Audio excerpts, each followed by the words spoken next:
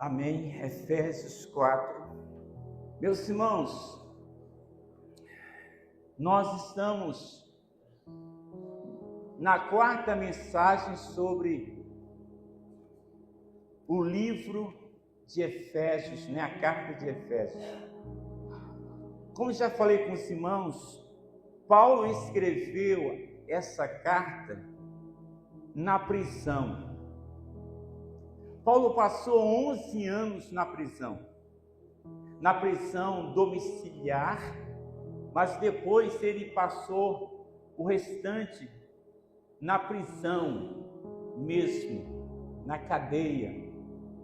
E ali ele escreve essas cartas, ele escreve Efésios, Filipenses, Colossenses, Filemon, escreve também a Timóteo.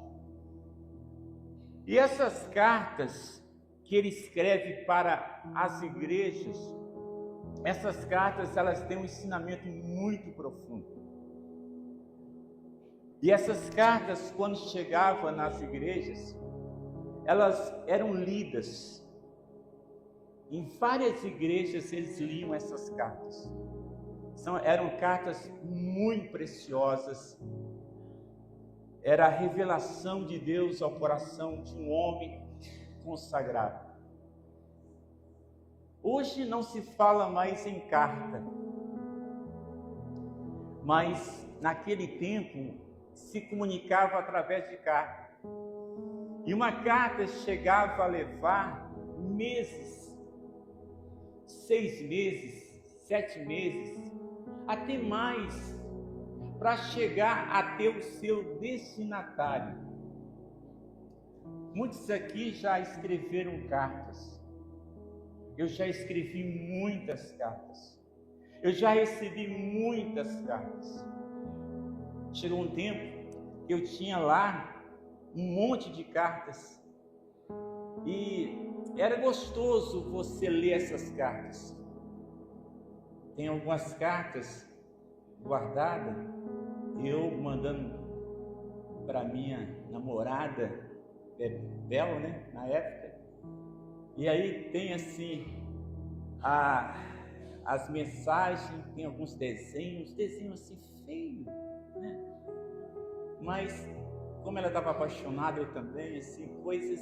Você olha assim, você fala assim, gente, que carta sem graça é essa? Hoje você olha assim, umas coisinhas, mas ali, naquele momento, tem coisas profundas entre a gente. Então, escrever cartas. Hoje não se fala mais em cartas, Fala em WhatsApp, e outras coisas mais. Mas Paulo escreve essas cartas às igrejas. E quando ele escreve a carta para a igreja de Éfeso, alguém falou assim, essa carta é uma das cartas mais preciosas que Paulo escreveu. Porque ela tem assim uma profundidade. Calvino, ele chegou a pregar no espaço de um ano 48 vezes sobre Efésios. Ele era apaixonado por essa carta. Então, alguém recomendou o seguinte, se você for estudar Efésios, você precisa ler 50 vezes para você começar a entender essa carta. Então é assim, se eu fosse você, todos os dias eu leria a carta aos Efésios. É muito profundo. Então ele, no capítulo 4, queria que você olhasse aí, ele começa o seguinte, já é uma outra parte. Na primeira parte ele trata das visões celestiais, da vocação, da nossa herança em Cristo. Ele fala das bênçãos espirituais, ele fala que nós somos co-cidadãos dos santos, ele fala da nossa família em Cristo, ele fala que nós somos habitação de Deus. Então, na primeira parte, ele vai falar o quê? O que nós somos, a nossa herança em Deus. Mas no capítulo 4 em diante, ele vai falar o seguinte: o que devemos praticar. Não é só receber, não é só chegar aqui na igreja e você receber a palavra, você ser cheio do Espírito. Agora Paulo nos ensina o seguinte: o que nós recebemos, o que nós somos em Deus, nós precisamos praticar. As pessoas precisam ver isso em nós. Então ele começa o capítulo 4 dizendo: rogo-vos, pois, eu, prisioneiro no Senhor, que andeis de modo digno da vocação a que foste chamado. Ele usa essa mesma expressão, rogo-vos, pois, em Romanos capítulo 12, quando ele fala, rogo-vos pela compaixão de Deus, que apresenteis os vossos corpos em sacrifício vivo, santo e agradável a Deus. E ele fala: não vos conformeis com este mundo, mas transformai-vos pela renovação do vosso entendimento, para que experimenteis qual seja a boa, perfeita e agradável vontade de Deus. O apóstolo Paulo está dizendo: gente, eu peço a vocês, eu rogo a vocês. É como se o apóstolo Paulo estivesse de joelho dizendo: igreja, pelo amor de Deus, pelas misericórdias de Deus, eu rogo a vocês que vocês andem de modo digno da vocação em que foste chamado.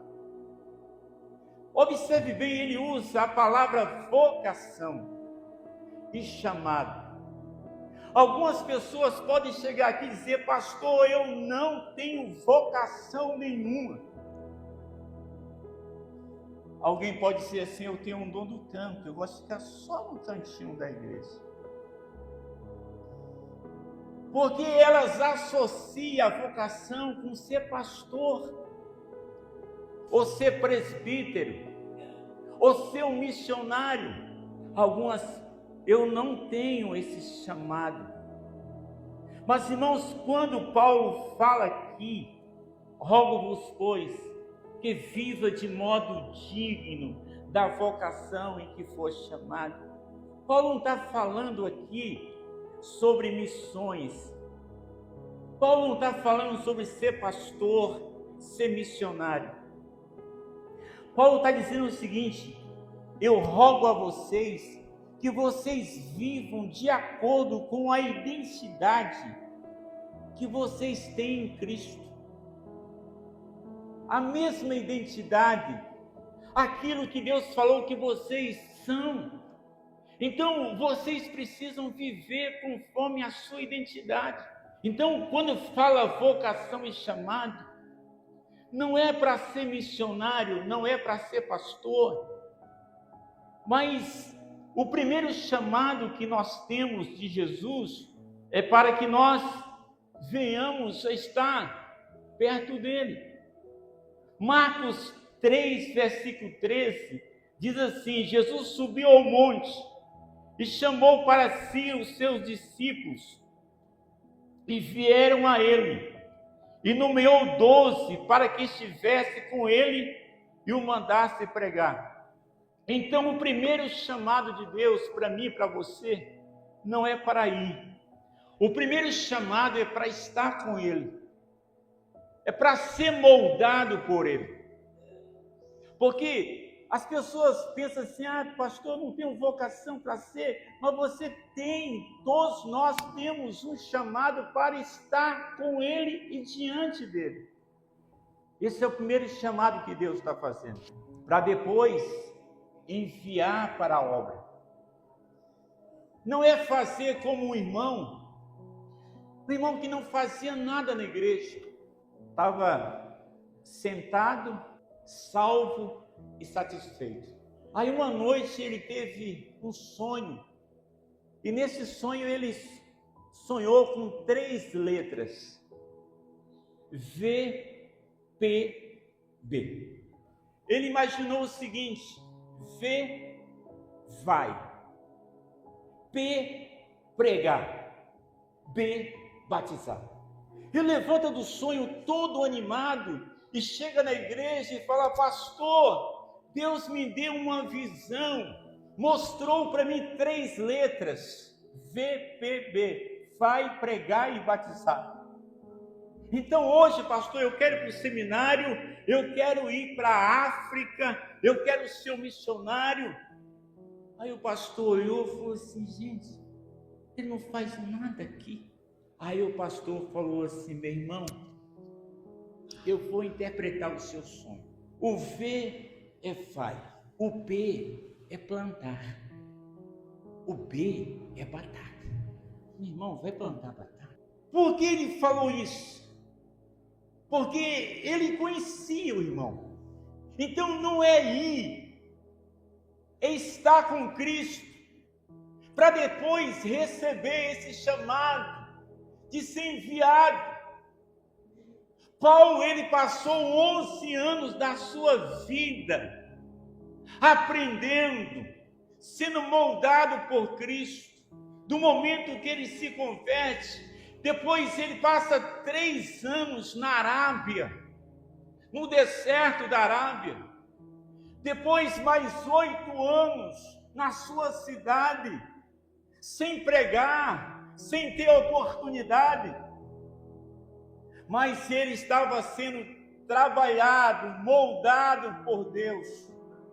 Por isso que ele fala: a nossa vocação primeira é estar com Ele, é estar diante dele, é ser moldado.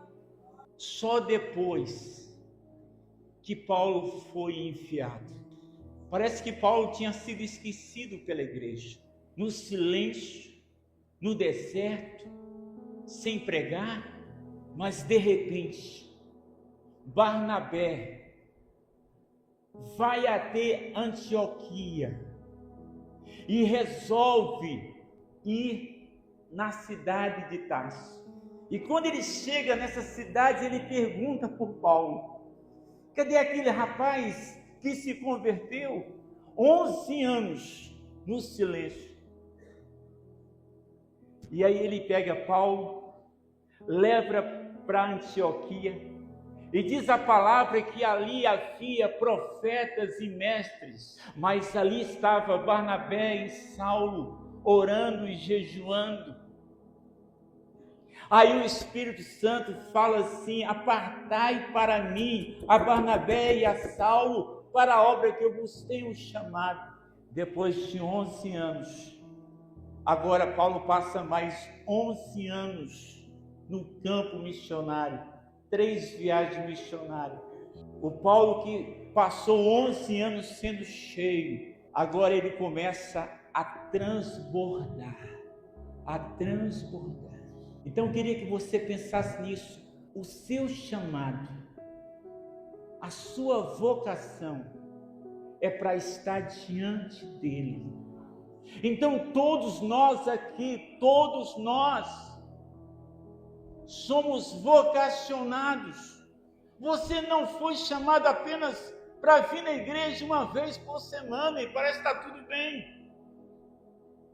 Não, você foi chamado para estar diante dele, você foi vocacionado para isso. E Paulo continua dizendo mais algumas coisas sobre essa vida cristã. Mas eu gostaria de só citar para você como essa igreja no primeiro século vivia. Juliano, o imperador romano, que era um inimigo da igreja, ele escreveu o seguinte: os ímpios galileus, os cristãos, não apenas ajudam seus pobres, mas também os nossos. Todos podem ver que a sua generosidade o faz crescer.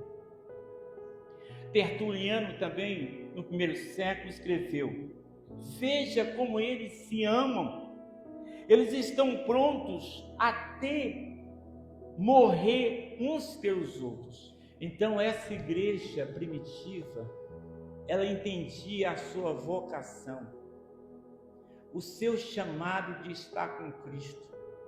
Eles ficavam tão perto de Cristo que quando eles passavam nas ruas de Jerusalém, as pessoas diziam: lá vai os cristãos, lá vai os cristãos. Mas essa igreja, ela foi perdendo a sua identidade. As pessoas hoje, elas definem a igreja com os apelidos mais terríveis, porque foi perdendo a sua essência. Mahatma Gandhi, ele um dia foi numa igreja, e quando ele chegou na igreja, ele chegou com vazio na alma, senta num dos bancos, e ele começou a observar a indiferença da igreja, uns conversando, uns distraídos, e aquele homem que entrou querendo uma resposta para as suas angústias, sai dali, não se converte, sai dali e forma uma das maiores religiões do hinduísmo, com cerca de 400 mil seguidores. E um dia alguém perguntou para ele assim: Mahatma Gandhi, por que você não se converteu naquele dia? Ele foi na igreja para entregar sua vida a Jesus, mas quando ele chega, ele entra em choque com o comportamento do povo. E ele falou assim: eu gosto do seu Cristo, mas não gosto dos seus cristãos. Seus cristãos são tão diferentes do seu Cristo. Eu aceito o Cristo, mas eu não aceito o cristianismo que eles vivem. Porque o que atrai o pecador não é a música. O que atrai o pecador não é o templo. O que atrai o pecador não é o pastor. O que vai atrair o pecador é a nossa semelhança com Cristo. Para nós é necessário 4 evangelhos, mas para o pecador é necessário 5 evangelhos: Mateus, Marcos, Lucas, João e você. O mundo não lê a Bíblia, mas o mundo ele lê a Bíblia através da nossa vida. Então Paulo está ensinando para a igreja: se vocês não tiverem o testemunho, vocês se tornam inimigos da cruz. E aí ele vai trazer alguns conselhos, algumas características da vida cristã. E ele fala o seguinte: com toda humildade, mansidão, longanimidade, suportando uns aos outros em amor. Humildade, mansidão, longanimidade, suportando uns aos outros. O suportar aqui não é tolerar. O suportar é você ser um suporte, é você dar um ombro, é você colocar o ombro e segurar uma pessoa, ser humilde. Meus irmãos, humildade, mansidão, longanimidade, suportar, são frutos de relacionamento. Se você conseguir chegar à humildade, à mansidão, longanimidade e suportar em amor, você vai ver que você estará vivendo o cristianismo de uma forma autêntica. Humildade. Algumas pessoas olha para o outro e fala assim: pastor, fulano é humilde. Olha como ela se veste, olha como é que ele fala, ele é humilde. Não, irmão, humildade não tem nada a ver com isso. Humildade é muito mais. Você não aprende humildade em livros. Você não aprende humildade com os coaches da vida. Mas Jesus falou assim: tomai sobre vós o meu jugo e aprendei de mim, que eu sou manso e humilde de coração, e encontrareis descanso para as vossas almas. Tomai o meu jugo. Os irmãos sabem o que é jugo?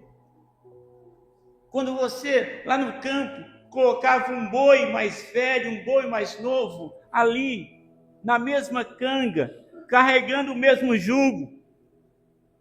O boi mais novo não tinha vontade, ele podia querer ir para um lugar, mas tinha que seguir o boi mais velho.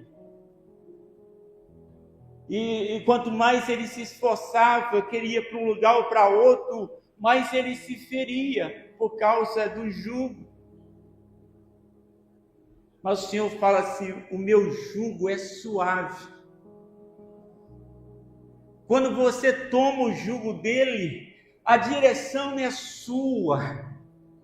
A vontade não é sua, mas a vontade é dele. É ele que vai conduzir você para a direita, para a esquerda, para a frente. É ele que vai conduzir. Então, humildade aqui é você estar debaixo desse jugo, debaixo da vontade dele. É submeter a ele. Não é pensar em si mesmo, é pensar nele. Isso que é humildade. Mansidão. Meus queridos, quantos de nós parecemos ser mansos? É igual um senhor conseguiu adestrar um gato e ele fazia o maior sucesso com o gato. Ele vestia o gato de garçom e o gato chegava, irmãos, no restaurante sobre as duas patinhas,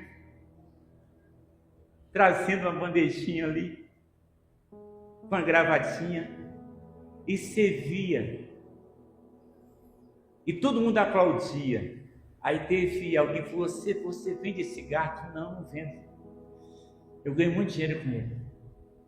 Aí alguém teve uma ideia. No dia da apresentação do gato, alguém levou um rato. Soltou um rato. Aquele gato, garçom, bonitinho, cheiroso, arrumadinho, fez assim, miau, as garras saiu, bandeja de um lado, terminou o show, e aquele gato, com a natureza de gato, saiu atrás do rato. O show terminou. O que eu quero falar com você é o seguinte: nós somos mansos até que alguém venha mexer com a nossa natureza. É na adversidade que vai aparecer quem realmente somos. Quantas vezes, em situação tão difícil, aparece um Edmilson com as garras.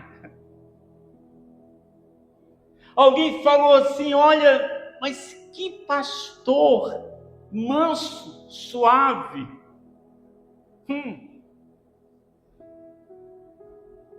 Porque tem momentos que aparece as garras. Aí você vai dizer: não, pastor. Irmão, eu estou falando com você que Paulo está dizendo: pessoal, preste bem atenção. Vocês foram chamados para viver humildade, mansidão, longanimidade e suportar. E a gente só suporta isso, e a gente só consegue ser humilde quando a gente está mais perto de Cristo. Irmão, se as minhas garras aparecer em casa, eu sei que minha vida não está boa com Deus. Eu sei que eu preciso correr mais para a oração, para a palavra, para a intimidade, porque quanto mais eu aproximo de Cristo, mais a glória dele vai refletir na minha vida. Então eu preciso estar sempre do lado dele, eu preciso sempre estar. Porque quando a gente está do lado dele, mesmo que essa garra apareça, a gente reconhece, não, essa não é a minha natureza. Esse não é o meu chamado. Longanimidade. Irmão, o que é isso? Para você entender melhor, é ter um pavio longo. Tem pessoas que falam assim, fulano tal, tem um pavio curto. Meu querido, você fala paz do Senhor, é um coice. É uma coisa terrível. Pavio curto. Se você acende um fósforo, sai logo, porque vai explodir. E Paulo está dizendo, irmãos, vocês precisam ter um pavio longo. Que por mais que alguém acenda o fósforo, você não vai explodir. Se explodir, vai demorar. Mas já é o tempo para Jesus trabalhar no nosso coração. Eu vou falar com você, tem dia que eu estou com um pavio curto. Quem me conhece é a minha família. De repente, Abel acende um fósforo e estoura em cima da hora. Mas quando a gente tem a natureza de Cristo, o Espírito Santo, aquilo não é uma prática, é um acidente. Você vai para a oração, é por isso que estar próximo de Cristo, todas as vezes que você explode, que você está com pavio curto, quando você chega perto de Cristo, Ele trabalha com meu filho, olha o que você fez. Que ignorância. E aí, você chega, aí entra a humildade. Você fala assim, me perdoa. Sou um grosso mesmo. Porque quando você vai fazendo isso, o seu pavio vai ficando comprido. Então você vai ver aqui humildade, mansidão, longanimidade e suportando em amor. Irmãos, tem pessoas que você precisa suportar. Porque se você ama apenas os que te amam, que recompensa tereis? Mas a Bíblia está dizendo que você precisa suportar. É isso que o Senhor está falando para a igreja em Éfeso. Suportem. E ele suportava a aflição, suportava Nero, suportava em amor. Irmãos, é por isso que quanto mais eles sofriam, quanto mais eles eram perseguidos, mortos, eles retribuíam com amor. Como diz o Juliano aqui, o imperador, eles ajudam os seus e ajudam também os nossos. Eles abençoavam Nero, eles oravam pelo imperador, vocês precisam suportar com amor. E aí o Senhor vai continuar dizendo o seguinte, sobre unidade. Esforce para manter a unidade. Mas a igreja não é unida. A unidade não significa uniformidade. Todo mundo pensar da mesma forma. Mas a unidade, ela é na diversidade. Diversidade de serviço, diversidade de dons. Aqui nós temos esses dedos, eles não são uniformes, não são iguais, mas há unidade. Porque quando eu vou pegar esse copo, todos eles estão juntos. Não há uniformidade, mas há unidade na diversidade. Irmãos, o amor de Deus nos une, enquanto o orgulho nos divide, disse Charles Spurgeon. Não são as grandes palavras que demonstram um grande caráter, mas sim uma vida vivida de acordo com a vocação celestial. Charles Spurgeon. Um verdadeiro cristão é aquele cuja vida faz os outros desejarem conhecer a Cristo. John Piper. Irmãos, quando a igreja está vivendo a unidade na diversidade, as pessoas, elas desejam conhecer a Cristo. Quando Pedro pega aquele sermão no Pentecostes, ele não fez apelo, mas a multidão fez o apelo. A multidão que pediu. O que faremos? O que faremos? Então, quando a igreja vive essa unidade na diversidade, as pessoas vão olhar e vão desejar conhecer o nosso Cristo. Que Deus é esse?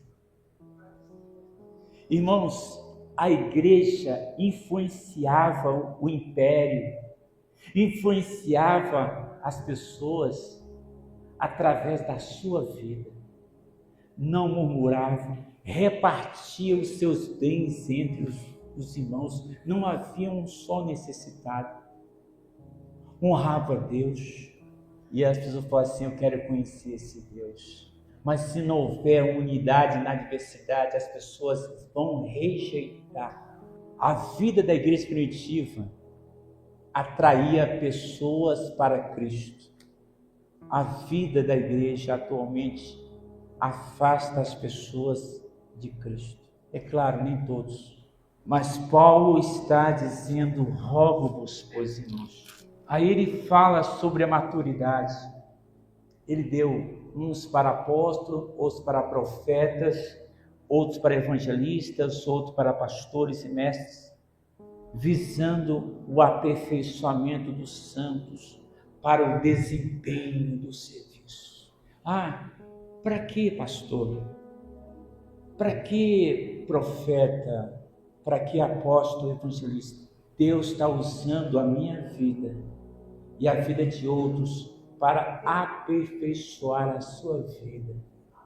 Todas as vezes que eu estou pregando aqui, estou pregando, sabe para quê? Aperfeiçoar os santos para o desempenho do serviço. Se eu prego e não aperfeiçoo você, tem dia que eu entro em crise, eu falo assim: Deus, eu estou pregando, mas eu não estou vendo muita reação da igreja.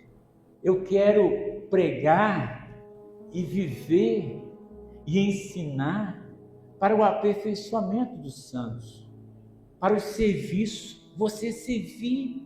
Irmão, você não foi chamado para sentar, para viver essa vida, não, irmão, você cansa. Amém?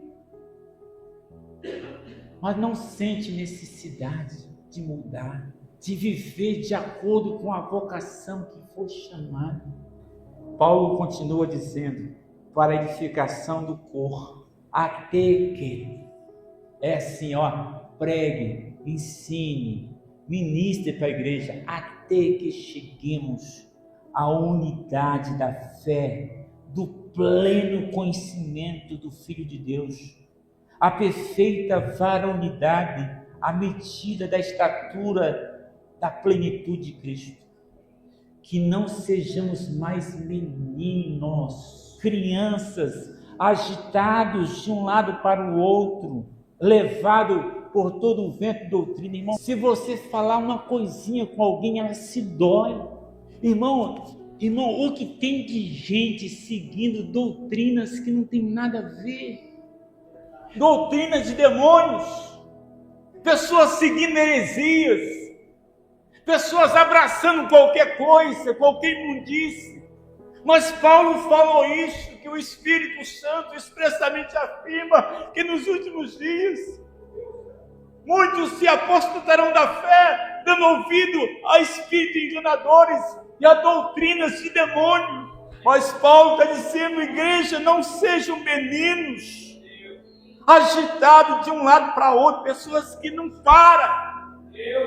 Então eu digo para você, antes de você falar assim, eu vou me filiar a essa igreja, eu vou estar aqui. Não, você tem que estar com Cristo, isso vai fazer toda a diferença. Enraizado nele, perto dele, sendo trabalhado por ele, sendo moldado por ele, para que não sejamos levados por todo o vento de doutrina, pela artimanha dos homens, pela astúcia com que induz ao erro, mas segundo a verdade em amor, cresçamos em tudo, naquele que é o cabeça, Cristo, em que todo o corpo, toda a igreja, bem ajustada, consolidada pelo auxílio de todas juntas, todos se esforçando, segundo a justa cooperação de cada parte, efetua o seu aumento, o seu crescimento, a edificação da igreja. Aleluia! Oh, aleluia! Irmãos, eu estou lendo esse livro de Efésios, como eu nunca li. Eu falei, Deus, eu quero sair dessa mesmice, Deus. Eu quero sair dessa religiosidade. Porque, irmãos, às vezes a gente vive no automático. Semana após semanas automático. A nossa vida se resume a um culto domingo. No meio de semana, nós somos a qualquer religioso. Não transbordamos, não influenciamos ninguém.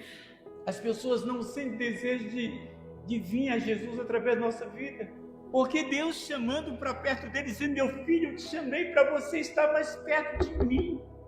Essa é a sua vocação, esse é o chamado. Eu vou trabalhar, eu vou moldar você. E aí Deus vai moldando, até a gente ser parecido com o filho dele. Que evangelho é esse? Paulo fala, não é o evangelho da morte, mas é o evangelho das insondáveis riquezas. Paulo fala em glória, depois ele fala riquezas da glória.